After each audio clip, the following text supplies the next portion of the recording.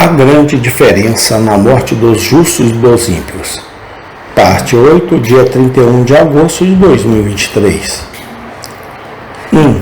Se ele se apodera dele no momento em que a culpa de algum pecado particular, do qual não se arrependeu, está em sua consciência, e a morte vem por isso mesmo para tirá-lo da terra dos vivos, como foi o caso de muitos dos crentes, 1 Coríntios 11:30.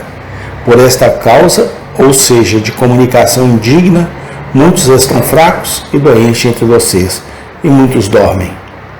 Se uma pessoa é surpreendida com a aproximação da morte, enquanto se encontra sob a culpa de algum pecado não perdoado, não pode deixar de causar uma grande consternação. 2. Quando a morte o pega dormindo, o clamor da meia-noite deve ser assustador para as virgens adormecidas.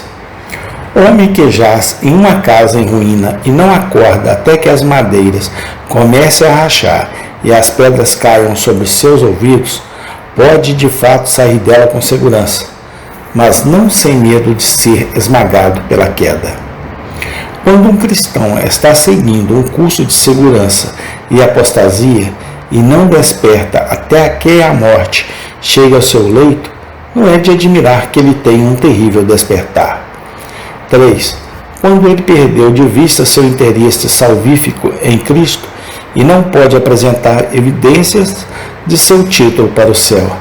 É difícil encontrar a morte sem algumas evidências de um título para a vida eterna à mão. Difícil atravessar o vale escuro sem a luz do Senhor brilhando sobre a cabeça. É uma aventura terrível lançar-se para a eternidade quando um homem ou uma mulher não pode fazer nada melhor do que um salto no escuro sem saber onde vai pousar, se no céu ou no inferno. No entanto, o estado dos santos em sua morte é sempre esperançoso. As esperanças presunçosas dos ímpios em sua morte não podem tornar seu estado esperançoso, nem os temores de um santo podem desesperar seu estado, pois Deus julga de acordo com a verdade da coisa, não de acordo com as opiniões dos homens sobre ela. Portanto, os santos não podem ser totalmente sem esperança do que podem ser totalmente sem fé. A fé deles pode ser muito fraca, mas não falha, e sua esperança muito baixa, mas eles vão e esperam até o fim. Mesmo enquanto os piedosos parecem ser levados pela corrente de dúvidas e medos, ainda resta tanta esperança que os determina a se apegar à árvore da vida que cresce às margens do rio. Jonas 2,4. Então eu disse, estou lançado fora de sua vista, ainda vou olhar novamente para o seu templo? Isso fala de conforto aos piedosos contra o medo da morte. Um homem piedoso pode ser chamado de homem feliz antes de sua morte, porque o que quer que lhe aconteça em vida, ele certamente será feliz na morte. Você que está em Cristo, que são verdadeiros cristãos, tem esperança em seu fim. É uma esperança que possa confortá-lo contra todos os medos que surgem da consideração de uma hora de morte. Isso vou ramificar, respondendo brevemente a alguns casos. Primeiro, a perspectiva da morte, dirão alguns dos santos, é inquietante para mim, não sabendo o que será de minha família quando eu me for.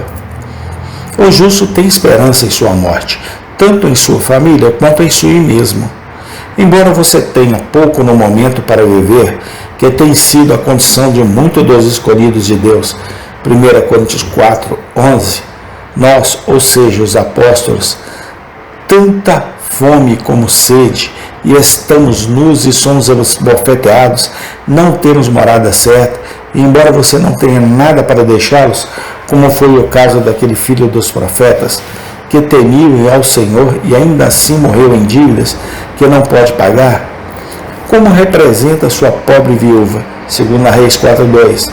Ainda assim você tem um bom amigo para deixá-los, um Deus da aliança a quem você pode confiá-los. Deixe seus filhos órfãos, eu os preservarei vivos. Jeremias 49:11.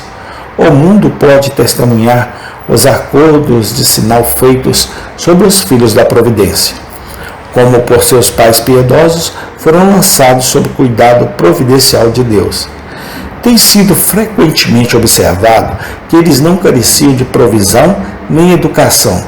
Moisés é um exemplo eminente disso.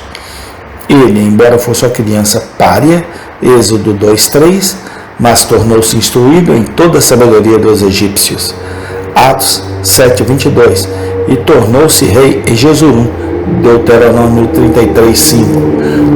Não podemos nos envergonhar por não confiarmos nele com confiança as preocupações de nossa família, a quem, como Salvador Redentor, confiamos nossos interesses eternos. 2. A morte nos afastará de nossos queridos amigos? Sim. Não veremos o Senhor na terra dos vivos, nas ordenanças abençoadas? Levará você ao seu melhor amigo, o Senhor Cristo. Os amigos que você deixa para trás, se eles são realmente pessoas de valor, você vai se encontrar novamente, quando eles vierem para o céu, e você nunca mais será separados.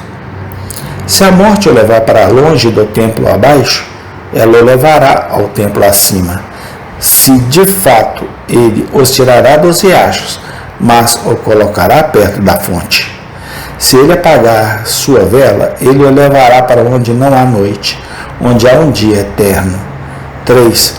Tenho tanto que fazer em tempo de saúde para me satisfazer quanto ao meu interesse em Cristo. Por ser um verdadeiro cristão, um homem regenerado, que julgo ser quase impossível morrer confortavelmente. Se é assim com você, então redobre sua diligência para garantir seu chamado e eleição. Esforce-se para crescer em conhecimento e andar de perto com Deus. Seja diligente no autoexame e orai fervorosamente pelo Espírito Santo, pelo qual podeis conhecer as coisas que vos são dadas gratuitamente por Deus. Se você for capacitado pelo poder e Espírito de Cristo a prosseguir diligentemente em suas preocupações espirituais, embora o tempo de sua vida não seja dia nem noite, ainda assim à noite pode haver luz. Muitos cristãos fracos se entregam a dúvidas e temores sobre seu estado espiritual, como se colocassem pelo menos alguma parte da religião em sua prática imprudente, mas no final da vida eles pensam e agem de outra maneira. O viajante que acha que tem tempo de sobra pode ficar parado debatendo consigo mesmo se este ou outro é o caminho certo. Mas quando o sol começa a se pôr, ele é forçado a deixar de lado seus escrúpulos e a partir resolutamente adiante no caminho que ele julga ser o certo, para que não fique a noite toda nos campos abertos.